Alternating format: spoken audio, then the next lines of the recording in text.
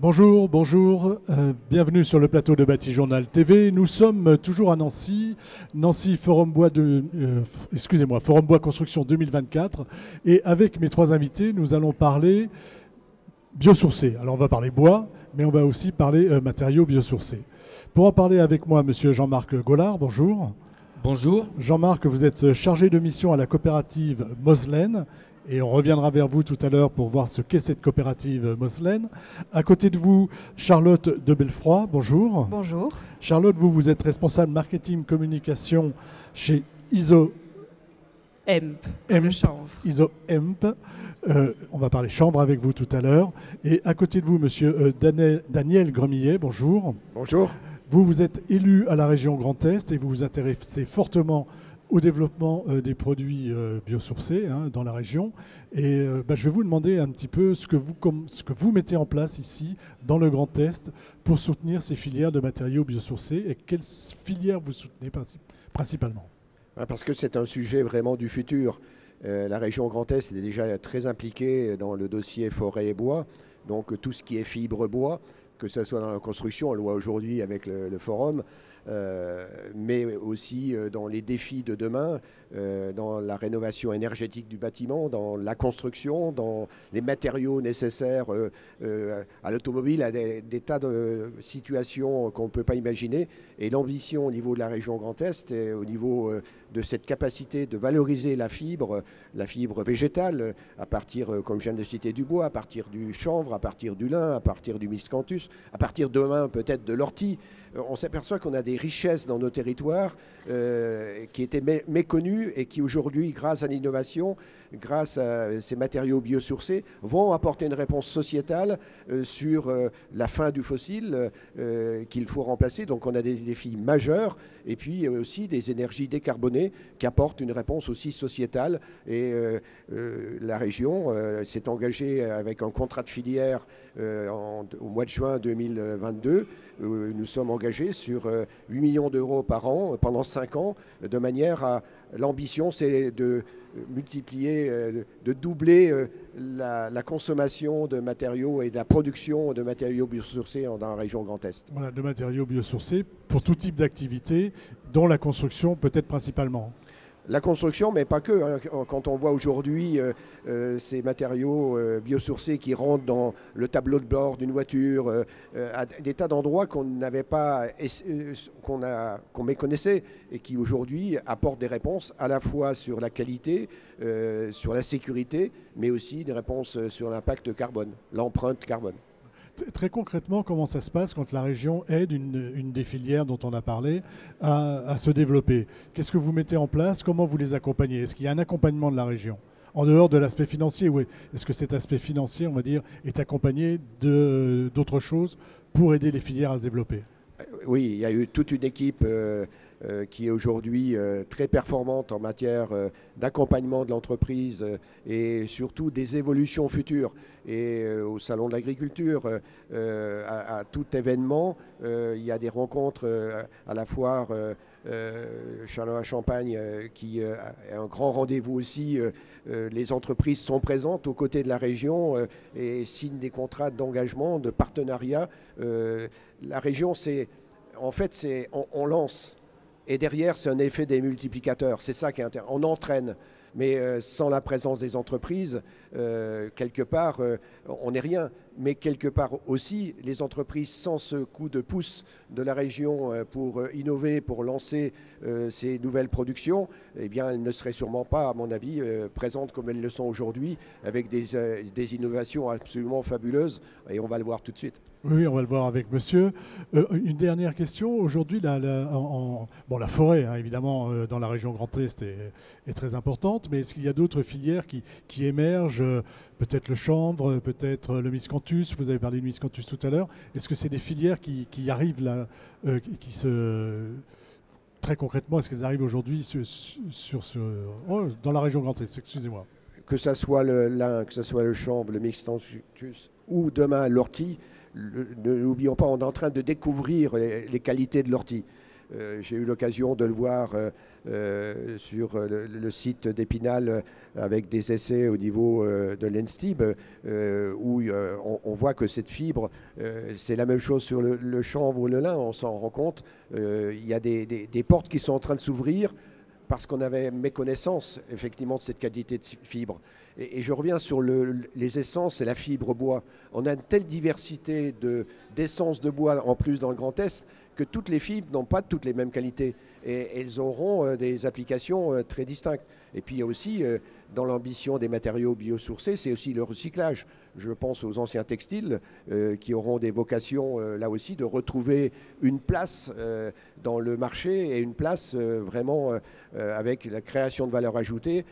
Donc non seulement on va gérer la fin de vie d'un produit, donc je n'appelle pas ça des déchets, la fin de vie d'un produit qui aura été utilisé pour lui redonner une nouvelle vie, peut-être différente de celle qu'il avait dans le passé. Donc c'est des tas d'exemples. Voilà, on est dans l'économie circulaire. Et beaucoup d'innovation. Donc beaucoup d'innovation. C'est important, hein. On sait pas un retour au passé, hein, c'est de l'innovation. C'est de l'innovation et l'accompagnement de la région par rapport à votre question majeure, mais que fait la région là? C'est effectivement d'être aux côtés des entreprises qui veulent innover dans tous ces matériaux biosourcés. C'est vraiment essentiel pour l'avenir de notre développement économique dans notre région, pour la création de valeur à partir de la fibre végétale. Et on n'en est qu'au début, puisque l'ambition, le contrat de filière, il a été signé en 2022. Quand on voit le nombre d'entreprises qui se sont engagées déjà aux côtés de la région Grand Est, elle est fait des multiplicateurs, surtout de l'accompagnement financier de la région, qui provient aussi d'aide de l'État. Mais n'oublions pas, les entreprises qui sont à côté de moi, ce sont les éléments moteurs.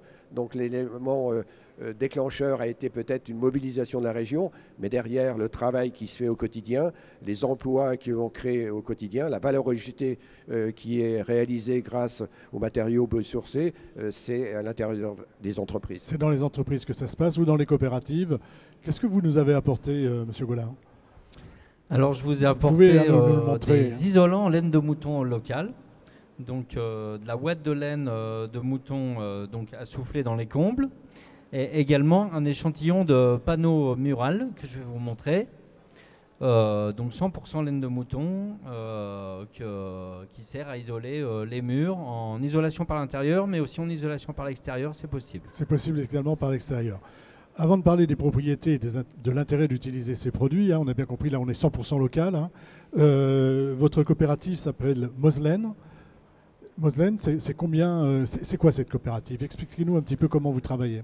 Alors Moslen, c'est une société coopérative d'intérêt collectif qui a pour objet de valoriser la laine de mouton chez les éleveurs de la région Grand Est.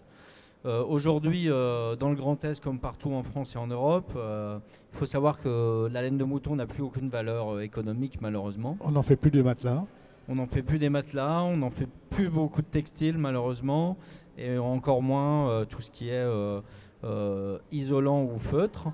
Donc en fait, l'idée de cette coopérative, c'est de redonner un petit peu de valeur ajoutée dans les fermes pour les éleveurs et trouver de nouveaux débouchés qui soient utiles. Et puis là, en lien avec ce qu'on évoquait aussi, la transition énergétique.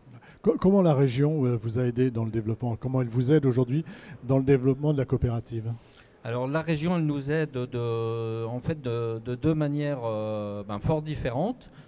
D'une part, elle aide la société coopérative à installer son usine qui va produire principalement du feutre de laine. Ça va être l'objet de cette usine, de cette nouvelle fabrication. C'est dans les anciens locaux de l'usine Bata qui fabriquait auparavant des chaussures. Donc là, pareil, on est dans l'économie circulaire. On recycle aussi des bâtiments qui n'ont malheureusement plus d'usage. Donc la région aide beaucoup ce projet d'usine et d'autre part elle nous aide aussi beaucoup sur le développement de ces produits en laine de mouton locale parce que comme vous le savez on évolue dans une réglementation qui est très complexe. Donc actuellement nous sommes en procédure d'ATEX, donc d'appréciation technique d'expérimentation du CSTB. Tout à fait. pour pouvoir diffuser ces produits en toute sécurité pour les clients. Et dans ce cadre-là, on participe à un appel à projet autour des biosourcés. Et la région Grand Est, via le dispositif Climaction, nous aide beaucoup. Hein. D'accord. Donc on va voir un petit peu les propriétés cette fois-ci de ce produit. Propriétés isolantes, conductivité thermique, on est à combien à peu près? Alors sur le panneau en conductivité thermique, le lambda est de 0,003897. Donc c'est plutôt un bon isolant, la laine de mouton. On n'invente rien, hein, c'est le boulot qu'elle fait sur le dos du mouton. Oui, hein, tout à fait. Oui. Et on le connaît via aussi le textile. Hein, on connaît tous l'intérêt d'avoir un peu en laine, de la laine. Là, on ne réinvente rien. Là où elle va apporter une plus-value et ses spécificités par rapport à d'autres types d'isolants, c'est sa possibilité de réguler l'humidité. En fait, elle garde ses propriétés thermiques en absorbant jusqu'à 33% de son poids en eau. Voilà, donc, en gros, on peut la mouiller. Enfin, il ne faut pas le faire, mais si jamais elle venait à être mouillée accidentellement, pendant cette période-là, elle pourrait garder ses capacités isolantes, c'est ça? C'est ça. Et on évolue aussi dans une région qui malheureusement n'est pas toujours très sèche. Donc des fois il pleut un peu. Comme en ce moment. Pleut, si on est au nord de la Loire en ce moment, il n'y a pas de souci. Hein. Ouais. Il pleut. Et donc c'est vrai qu'en rénovation, dans nos climats, c'est vraiment un avantage très intéressant. L'autre avantage très intéressant par rapport à d'autres fibres, c'est la légèreté. En rénovation, quand vous voulez souffler de la laine dans les combles, vous n'avez pas forcément besoin de remettre de la solidité dans une charpente qui peut être parfois un petit peu ancienne, parce que c'est un matériau très léger, et ça c'est vraiment aussi un de ses avantages spécifiques. Voilà, et ça se souffle comme se souffle un autre matériau isolant qui pourrait être une laine minérale ou autre. Tout à fait. Merci. Est-ce qu'on a fait un bon tour d'horizon du produit ou est-ce que vous voulez ajouter quelque chose? Sur la commercialisation, où est-ce que je le trouve? Alors sur la commercialisation, c'est vrai que c'est important. Nous, on est encore une filière émergente au niveau de la laine de mouton dans le Grand Est. Je vous invite à aller voir le site de la coopérative Moslaine, M-O-S-L-A-I-N-E. Vous trouverez les différents produits qui sont aujourd'hui distribués, les isolants, mais aussi des feutres de paillage. Aujourd'hui, quelque chose qui est un petit peu à la mode, c'est de replanter des haies. On le voit un petit peu partout. Et donc, plutôt que de mettre du plastique, on propose aussi un feutre de paillage en laine de mouton. Vous verrez, il y a aussi des produits à base de feutre. Un petit peu de produits textiles, parce que le textile, c'est aussi hyper important dans notre région. On a une tradition textile forte. Il y a une grande histoire, oui. Ouais. Et donc du coup, sur la race Estalen Mérinos, on arrive encore à refaire du textile, des bonnets, des chaussettes, voilà, différents produits. Donc on essaie de valoriser au maximum cette laine, ça c'est important. Valorisation y compris par les isolants donc, dont Tout on à vient fait. de parler. Vous vouliez réagir? Ah oui, parce que sans le savoir, vous voyez, l'exemple de cette entreprise, cette coopérative, va être peut-être à la relance de la production ovine en France. Je vous rappelle qu'en France, 60% de la filière ovine est importée, 60%. Et pourquoi l'agneau qui traverse une grande partie de la terre, qui vient de Nouvelle-Zélande, arrive à des prix bas en France? C'est parce que la valorisation de la laine est l'élément le plus porteur de la vente de l'animal. Ce n'est pas l'animal, les kilos de viande, mais la laine. Ce qui n'est pas le cas en France aujourd'hui. Et demain, si on retrouve une valeur ajoutée à cette laine, on sera peut-être capable de retrouver une forme d'indépendance alimentaire en plus. Je le dis parce que tout est lié. C'est quelque chose d'assez extraordinaire que nous allons vivre ensemble. Derrière la valorisation de la laine, c'est une marge supplémentaire pour le producteur d'ovins. Donc c'est peut-être des productions nouvelles, peut-être des bergers, demain des métiers nouveaux dans la métiers région. nouveaux et en tout cas revaloriser cette laine qui aujourd'hui a malheureusement moins de valeur ou peu de valeur. Exactement. On va partir en Belgique. On n'est pas très loin de la région Grand Est. Vous travaillez le chanvre, c'est ça? Exactement. Donc nous, on travaille le chanvre et on le transforme sous la forme d'un bloc en y apportant de la chaux. Donc on reste dans quelque chose qui est 100% naturel, un produit isolant, mais qui va aussi amener d'autres propriétés comme la régulation hydrique. Donc on a un bloc qui va vraiment jouer un rôle de tampon, ce qui va avoir un grand impact sur la qualité de l'air intérieur, dans la rénovation du bâti ancien également. On apporte du confort acoustique et puis une excellente résistance au feu. Donc en gros, déjà on va parler de vos sociétés. Rappelez-nous qui vous êtes et combien de participants, on va dire, ce que vous fabriquez. Donc Isoem a été créé en 2012 à l'initiative de deux jeunes ingénieurs qui ont rencontré un chercheur qui faisait sa thèse sur le béton de chanvre. Un matériau qui a fait son apparition dans les années 80 en France, mais qui était vraiment resté confiné dans l'artisanat.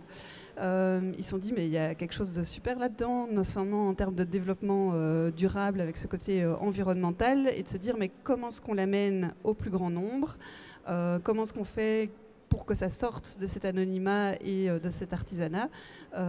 Et c'est comme ça qu'ils ont décidé, en tout cas qu'ils ont étudié la possibilité de pouvoir le présenter sous la forme d'un bloc. Voilà, là on est sous la forme d'un bloc, hein, on connaît enfin c'est plus de l'expérimentation aujourd'hui, mais il y a du soufflage. Hein. De murs en chanvre. Là, ce bloc, quelles sont ses caractéristiques?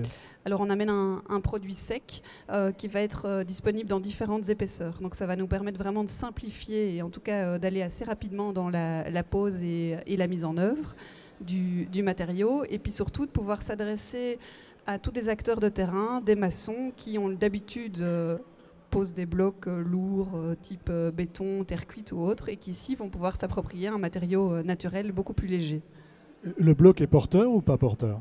Alors le bloc n'est pas porteur, néanmoins on peut travailler soit en complémentarité avec le bois, soit à l'aide de chaînages verticaux et horizontaux, où on va avoir un poteau ou une colonne en béton tous les 4-5 mètres en fonction de l'étude de l'ingénieur, de manière à rendre l'édifice solide. On n'est pas sur un matériau isolant autant que la laine de mouton, on est d'accord. Hein. Quelles sont les caractéristiques de votre bloc en fonction des épaisseurs? Alors effectivement, on n'est pas sur un matériau qui l'est tout autant, ou du moins si on le regarde sur la simple performance du R, qui est aujourd'hui la façon dont on catégorise et dont les normes nous imposent à regarder le caractère isolant des produits. R, résistance thermique. Hein. Exactement. Mais en fait, si on voit et qu'on regarde la notion de confort thermique plus largement, eh ben là, influent des notions telles que justement le degré d'humidité qu'il y a dans l'air. Chauffer un air humide, c'est extrêmement compliqué. Et donc là, on apporte une réponse et en fait, on va se sentir du coup beaucoup mieux dans des maisons qui vont avoir une humidité qui va être sainement régulée. La sensation de confort est plus importante, c'est ça que vous êtes en train de me dire, par rapport à l'humidité? En tout cas, elle a une notion vraiment d'importance et on va pouvoir se sentir très confortable dans des intérieurs à 18-19 degrés si le taux d'humidité est bien régulé dans le bâtiment. Et donc de nouveau, c'est des économies sur la facture énergétique, c'est pas seulement une question d'isolation. Intervient là aussi le confort d'été. Aujourd'hui, on sait qu'un des défis de demain, ça va être de refroidir nos bâtiments face aux canicules. Refroidir ou éviter qu'ils surchauffent en tout cas. Exactement. Et donc là, nous, on apporte effectivement une solution contre la surchauffe des bâtiments avec un matériau qui a de l'inertie et de la masse. Et en fait, on revient très fort au savoir-faire des anciens. Hein. Quand on parle d'innovation, en général, nous, on sourit toujours parce que l'innovation, alors oui, elle est dans le process et dans la façon dont on va présenter le matériau, mais en fait, c'est juste un savoir-faire dont on disposait et dont on a perdu un petit peu le savoir. Voilà, mais qu'on transforme quand même un petit peu. Je ne vous ai pas posé la question du confort d'été avec la laine de mouton. Alors, sur le confort d'été... J'ai une anecdote sur un des premiers chantiers qu'on a réalisé. C'était un cabinet d'architectes chez un architecte de Pont-à-Mousson. C'était un moment où on était en période de très forte chaleur. Et c'est le premier retour qu'il nous a fait. C'était vraiment qu'il avait senti direct le bienfait de cette laine, cette fibre qui en fait intrinsèquement... la qualité de cette fibre de la laine de mouton participe également au confort d'été. Confort d'été dans les deux cas. Donc en fait, on a des matériaux qui normalement apportent un petit peu plus que les matériaux conventionnels. En tout cas, c'est ce qu'on entend dire. C'est un langage marketing, ça, ou c'est une réalité? Une réalité pour nous, évidemment. Et puis, outre ça, c'est l'importance de regarder ce bilan carbone, parce que si isoler nos bâtiments, évidemment, c'est une priorité. Est-ce que le faire avec des matériaux issus de la pétrochimie, c'est pas faire le job à moitié? En tout cas, c'est une question qu'on amène de plus en plus à se poser aujourd'hui. Ces panneaux, ils sont proposés en différentes épaisseurs. Ça veut dire que je peux les utiliser, par exemple, à l'intérieur comme un panneau isolant aux coupures isolantes quand je fais une rénovation, avec des panneaux de 10 ou de 8, c'est ça? Exactement. Donc, ils s'utilisent énormément en rénovation par l'intérieur, donc dans des travaux d'isolation. Et là, on va partir sur des épaisseurs de 9 à 15 cm en fonction des besoins, de la typologie du bâti aussi et des souhaits du porteur de projet. Et après, je peux les habiller comme je veux, comme je le souhaite. Et puis après, vous les habillez comme vous voulez. En Belgique, on travaille beaucoup avec des enduits de finition en raison des matériaux naturels, de l'argile, de la chaux, du plâtre. Et du chanvre également, hein, en enduit de finition. Oui. On a fait un bon tour d'horizon. Je vais vous donner le mot de la fin. Mais avant, est-ce que vous voulez nous ajouter quelque chose sur ce qu'on a raconté là, sur ces produits et sur l'intérêt en fait de développer ces filières? Est-ce que vous vous êtes fixé des objectifs, par exemple? Oui, nous, l'objectif, comme je vous le disais, c'est de valoriser la laine des éleveurs du Grand Est. Comme l'a dit également M. Grémier, c'est plutôt en ce moment, l'élevage ovin est plutôt en baisse, c'est de redonner un petit peu des couleurs à la filière. Et moi, ce que je voulais aussi ajouter sur la complémentarité des matériaux, on parlait des différentes qualités. Effectivement, nous, en isolation par l'extérieur, une mairie qui a été isolée en Moselle Sud, à Réchicourt-le-Château, c'était laine de bois et laine de mouton locale, parce qu'il y a un intérêt et des propriétés, des qualités dans les deux. Et on croit aussi beaucoup dans le mix entre différents matériaux biosourcés et locaux, parce que chacun va avoir des avantages et des limites, et la combinaison de plusieurs matériaux peut vraiment amener une performance très élevée. D'accord. Et en isolation par l'extérieur, on était sous bardage après? Oui, tout à fait. Sur le chanvre et ses panneaux. Oui, alors... on dit panneaux ou bloc chez vous? Bloc. Bloc. Par pain de chanvre. Par pain de chanvre. Ça dépend un peu des régions. En ce qui nous concerne aussi, je trouve qu'il y a vraiment un rôle des pouvoirs publics à accélérer ce changement, cette transition. 2030, 2050, peu importe les chiffres qu'on annonce, mais c'est demain. Et donc il y a vraiment urgence à pouvoir agir, à favoriser cette transition vers des matériaux biosourcés.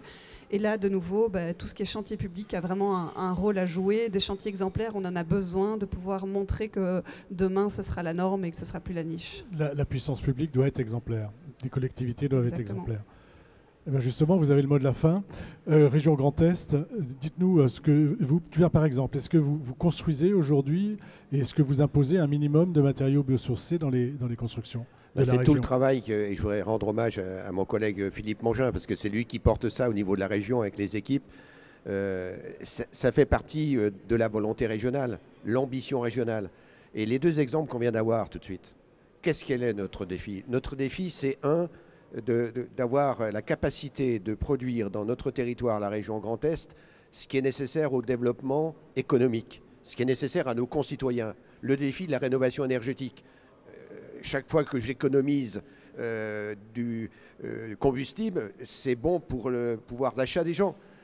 Donc c'est essentiel. Donc contribuer, avoir des matériaux qui apportent une réponse à la fois à l'exposition du froid et de la chaleur, qui font partie des débats de demain, qu'il faut gérer, ça contribue effectivement à rendre plus accessible cette rénovation énergétique, ce bâti, cette construction neuve qui apporte une réponse sociétale. Et puis, les deux exemples aussi intéressants. Le défi, c'est le coût. Le défi est là, deux exemples de matériaux biosourcés qui ne nécessitent pas de renforcer la charpente, qui ne nécessitent pas, parce qu'ils sont légers, parce qu'ils vont pouvoir s'adapter aux bâtiments existants. C'est là aussi rendre plus accessible à plus de ménages, de diminuer le coût de la construction, tout en apportant des réponses énergétiques de sobriété, tout en apportant aussi des réponses vraiment attendues par la société.